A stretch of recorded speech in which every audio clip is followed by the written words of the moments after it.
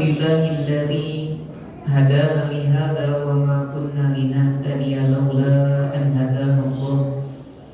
Asyhadu an la ilaha illallah wahdahu la syarika lah wa asyhadu anna Muhammadan abduhu wa rasuluhu alladzi la nabiyya ba'dah. Allahumma shalli ala nabiyyina Muhammad wa ala alihi wa sahbihi ajma'in, amma ba'du. Para hadirin jamaah Masjid Al-Muhajirin, sehat Pak? Alhamdulillah sehat. Boleh saya tanya Pak? Boleh. Kita ibadah untuk siapa Pak? Untuk Allah. Baik. Salat untuk siapa? Allah. Sedekah untuk Allah. Zikir Allah. Menyembelih Allah. Semua aktivitas ibadah itu untuk Allah. Setuju Pak? Setuju. Ada hadis yang menarik. Hadis riwayat Imam Bukhari dan juga Imam Muslim dari sahabat Abu Hurairah radhiyallahu anhu. Bahkan ini adalah hadis qudsi. Rasulullah sallallahu alaihi wasallam bersabda, Allah azza wa jalla berfirman, kullu amal ibni Adam lahu illa siyam fa innahu li wa ana ajzi bihi. Apa kata Allah? Semua amalan anak cucu Nabi Adam, termasuk kita, adalah untuknya. Berarti amal ibadah kita untuk siapa? Untuk kita ternyata. Tadi untuk siapa? Tadi untuk siapa? Allah. Sekarang untuk kita. Jadi mana yang benar Pak?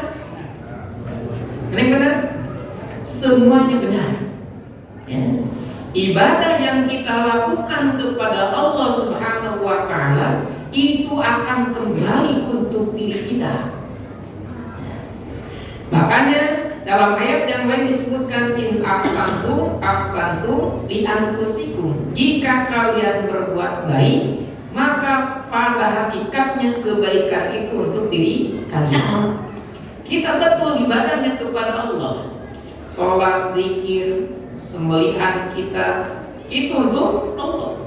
Bahkan dalam Al-Quran surat Al-An'am disebutkan, qul inna sholati wa nusuki wa mahyaya wa mamati lillahi rabbil alamin.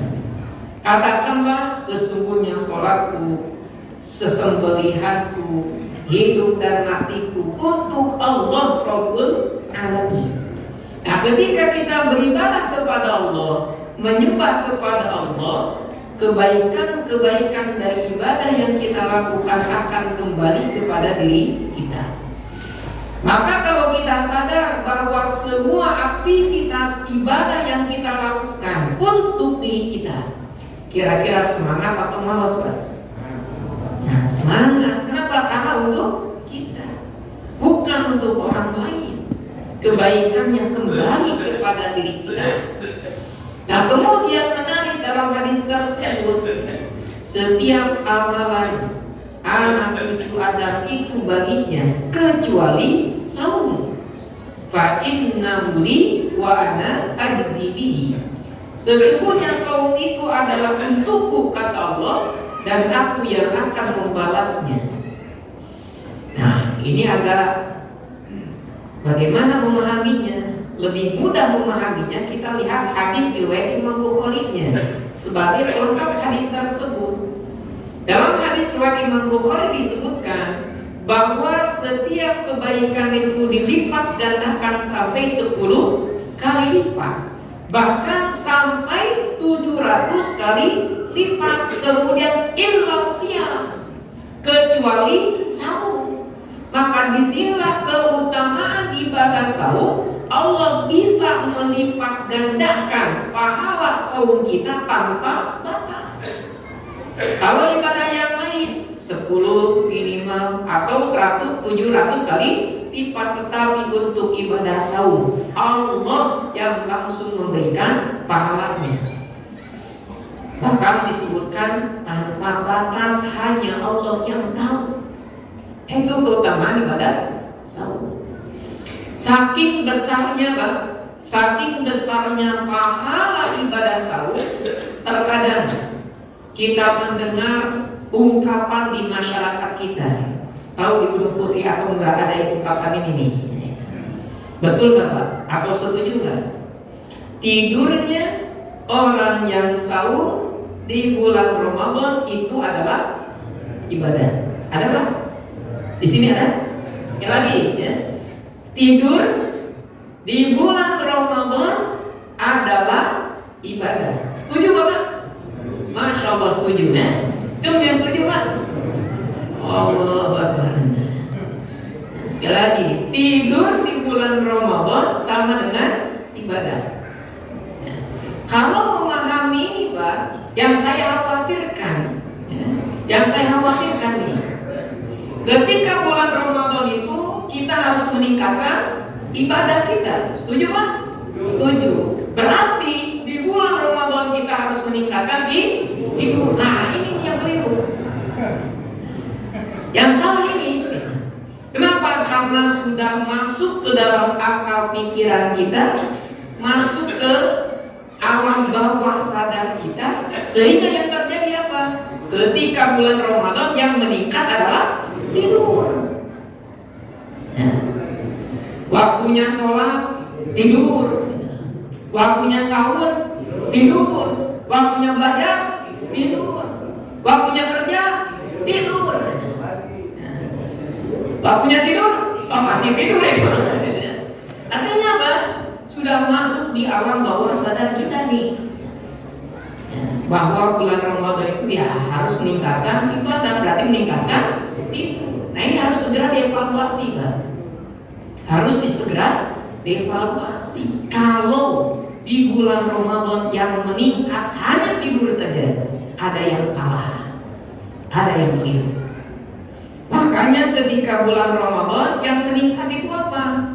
Sholatnya biasa agak malas-malasan, sholat rawatibnya misalkan, sholat sunnahnya. Di bulan Ramadan itu meningkat, sholat wajibnya tepat waktu, rawatibnya full, bahkan tarawihnya tidak pernah bolong. Nah itu baru top. Bulan Ramadan apa yang harus ditingkatkan? Tilawah Al-Qur'annya. Maka dalam Al-Quran disebut syahrul Ramadan alladzi unzila fihi Qur'an. Bahkan inilah yang betul ketika kualitas tilawah kita meningkat, kualitas tadabbur Al-Quran kita meningkat di bulan Ramadan. Maka ini betul. Doa kita semakin khusyuk kepada Allah Subhanahu wa Ta'ala. Mau minta apa silakan bebas. Bahkan Allah yang menyuruh kan, ud'uni astajib lakum. Doa kita meningkat. Apalagi infak sedekah kita meningkat. Nah semua aktivitas amal-amalan kita di bulan Ramadan itu meningkat baru. Nah ini ya betul. Jangan sampai tadi keliru meningkat itu hanya tidurnya. Mudah-mudahan ya kita segera mengevaluasi diri kita, apa yang senantiasa atau sudah semestinya kita tingkatkan, sehingga ketika keluar di bulan Ramadan kita betul-betul menjadi hamba-hamba Allah yang bertakwa. Para hadirin rahimahullah, mungkin ini saja yang bisa disampaikan. Mudah-mudahan ada guna serta manfaatnya untuk kita semua.